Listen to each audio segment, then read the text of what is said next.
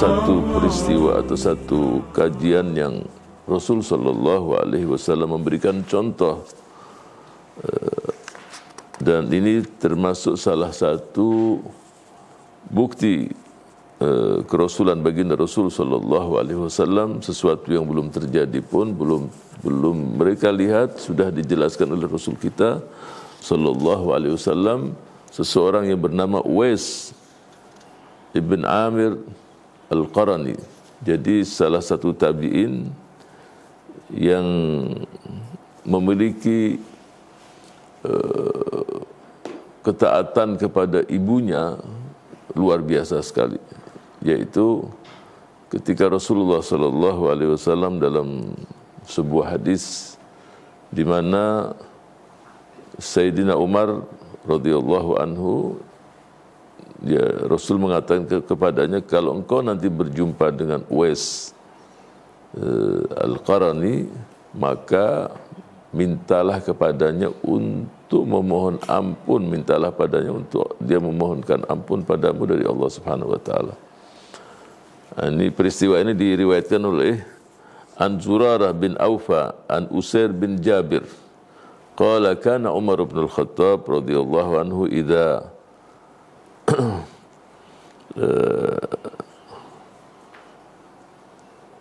warada alaihi amdadu ahli al-Yaman sa'alahum afikum Uwais bin Amir. Jadi kalau ada rombongan umroh atau haji dari Yaman, Sayyidina Umar menanyakan, apakah ada di kalangan di antara kalian seseorang yang bernama Uwais? Terus sampai ya sering tidak ada, tapi satu saat mereka mengatakan ada. Kemudian Sayyidina Umar mengatakan, min Murad min Qaran, apakah orang itu dari kota Murad dan kota Qaran? Benar, ada. Kemudian diceritakan bahwa orang itu punya belang di tubuhnya, kemudian disembuhkan oleh Allah Subhanahu wa taala, kecuali maudhi'ud dirham. Jadi belang di tubuhnya itu sembuh semuanya kecuali maudhi'ud dirham. Maudhi'ud dirham itulah yang masih tetap ada sebagai tanda, sebagaimana tanda yang disabdakan oleh Rasul sallallahu alaihi wasallam. Kemudian Sayyidina Umar radhiyallahu anhu dalam beberapa riwayat, panggilkan dia untuk berjumpa denganku. Jadi rombongan tadi mengatakan dia orang ya seperti pengembala lah Uwais ini, kumpul dengan gembalanya, dengan unta. Jadi orang sangat tidak begitu menonjol sekali. Ini yang ditanya ini tokoh-tokoh dari Yaman. Bahkan ada riwayat mengatakan Sayyidina Umar menemui dia langsung. Ketika berjumpa dengan Uwais, kemudian Sayyidina Umar radhiyallahu anhu mengatakan, doakan aku agar Allah mengampuniku. Uwais mengatakan, engkau ya sahabat Rasulullah, bagaimana saya mendoakan? Tidak, ini hadis yang aku dengar dari Rasul sallallahu alaihi wasallam, bahwa kalau aku diperintahkan untuk engkau memohonkan ampun pada Allah untukku. Nah, setelah itu Uwais pun melaksanakan apa yang dia inginkan.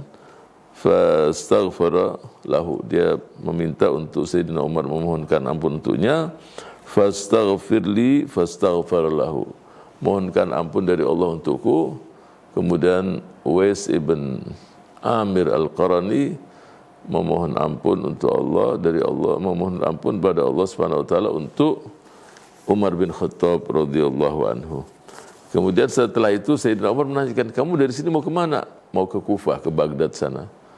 Apa perlu aku buatkan surat untuk amirnya, gubernur di sana? Dia bilang tidak. Jangan buatkan aku sesuatu surat atau supaya aku dijemput, biarlah aku kumpul dengan masyarakat secara umum. Setelah itu dia menghilang dan sudah tidak lagi ketemu. Yang ingin saya garis bawahi, Uwais ini disebutkan dalam hadis ini oleh Rasul sallallahu alaihi wasallam karena salah satu kelebihannya birrul walidah. Ayahnya sudah meninggal dan dia minta izin dari ibunya untuk melaksanakan ibadah haji, berjumpa pada Rasul, jumpa dengan Rasul sallallahu alaihi wasallam. Ibunya tidak mengizinkan karena tidak ada yang ngurus ibunya kecuali Uwais. Jadi nggak ada yang ngurus. Kemana-mana juga yang ngurus juga Uwais Al-Qarani, sehingga Rasulullah SAW memberikan isyarat kepada para sahabat tentang kelebihan Uwais Al-Qarani tersebut. Salah satunya adalah mustajabud da'wah, doanya itu langsung dikabulkan oleh Allah Subhanahu wa taala. Nah, contoh-contoh semacam inilah yang membuat kita semakin bersemangat, ya, bagaimana keridhaan Allah itu tergantung pada ridha ibu bapa itu sendiri. Ada contoh yang lain juga di masa kita sekarang. Ada seseorang yang usia 10 tahun ayahnya sudah tidak ada lagi. Jadi yang ngurus ibunya itu dia sendiri. Dari usia 10 sampai usia 30 tahun. Dan dia tidak menikah karena terus yang dia urus ibunya aja. Nah, kondisi ibunya pun dalam kondisi yang cukup memprihatinkan, punya sakit jiwa juga. Tapi suatu saat dia melihat ibunya tensinya tinggi, kondisi kesehatannya tidak tenang. Nah, di daerah itu tidak ada kendaraan, tidak ada mobil, tidak ada sepeda motor, kemana-mana pun dia pikul ibunya. Bawalah dia ke dokter spesialis penyakit dalam. Ketika dibawa ke dokter tersebut, ibunya pun meludahi anaknya juga, di depan dokternya juga. Ya, dia dengan tersenyum, dia bersihkan mukanya dari ludah ibunya.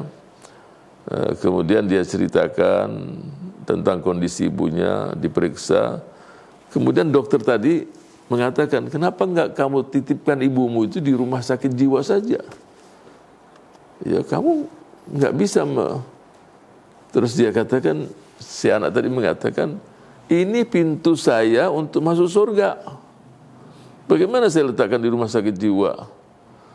Ya, bukanlah Rasul bersabda sallallahu alaihi wasallam, kalau engkau dapatkan kedua orang tuamu di masa tua atau salah satu, kemudian kamu dalam hadis yang disebutkan raghima anfun man adraka abawaihi kilaihima au ahdihima walam yadkhulil jannah. Sungguh merugi, sungguh orang yang sangat merugi sekali seseorang yang mendapatkan kedua orang tuanya di masa tua atau salah satu dari dua orang tadi, kemudian dia nggak masuk surga. Sekarang ibuku, ya inilah pintu aku masuk surga. Dokter tadi setelah pasien ini pulang, dia tutup. Dia udah nggak terima lagi pasien. Sambil dia menangis, meneteskan air mata, dia katakan, aku tahu definisi berbakti pada orang tua, tapi aku tidak pernah melihat seseorang yang luar biasa sama ibunya. Yang bisa dikatakan dia ma'zur, dia memang punya alasan untuk menempatkan ibunya di rumah sakit jiwa. Tapi luar biasa ini orang. Dan dia bawa ke rumah, diangkat lagi ibunya. Kita dapatkan di generasi sahabat, generasi tabi'in, bahkan di masa kita saat ini, kita mendapatkan orang-orang yang luar biasa kepada ibu bapanya. Bahkan di zaman kita sekarang, saya menemukan seseorang yang ibunya sudah dengan kursi roda, sekarang ibunya sudah meninggal. Setiap dia mau berangkat kerja, karena kompleksnya berbeda, dia tidak berangkat kerja kecuali mampir melihat ibunya dulu. Jadi dengan kursi roda itu 3,5 jam, 40 menit dikelilingkan di kompleks. Kadang-kadang ibunya dilatih untuk bergerak di kolam renang, baru dia bekerja.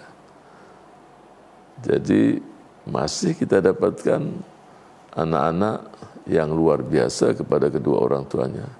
Semua itu dilakukan untuk dia mendapatkan kebahagiaan, bukan hanya di dunia saja, tapi sampai di akhirat kelak.